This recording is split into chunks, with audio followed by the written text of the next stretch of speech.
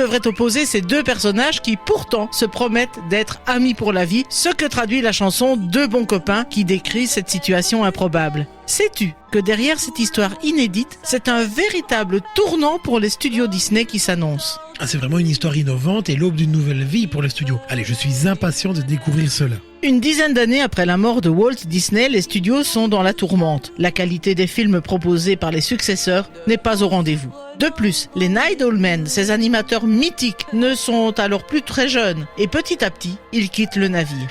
Il n'en reste plus que 3 pour s'impliquer dans la création de Roxy Rookie. Un tournant s'amorce pour la compagnie qui est alors en pleine transition entre cette ancienne génération d'animateurs et la nouvelle qui arrive. Mais si je comprends bien, l'histoire est pourtant sélectionnée par les anciens des studios. Oui, c'est Wolfgang Reitermann, l'un des Night Owl Men, qui découvre la nouvelle de Daniel Mannix en 1967 et qui la propose à ses deux collègues Holly Johnson et Frank Thomas. 10 ans plus tard, le projet démarre et le trio s'attelle à écrire une adaptation plus acceptable que l'histoire originale. Ah, parce qu'on ne pouvait pas juste se contenter d'adapter le roman? Ah ça, totalement impossible chez Disney. Dans la version de Mannix, Cooper et Todd sont un chiot et un renardeau bien complices durant leur enfance, mais devenant de vrais ennemis à l'âge adulte, influencés par les hommes. Dans ce contexte, impossible d'entrevoir un happy end.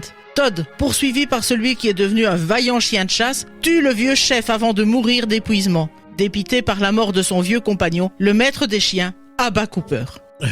Oui, effectivement, ce n'est pas très Disney, tout ça.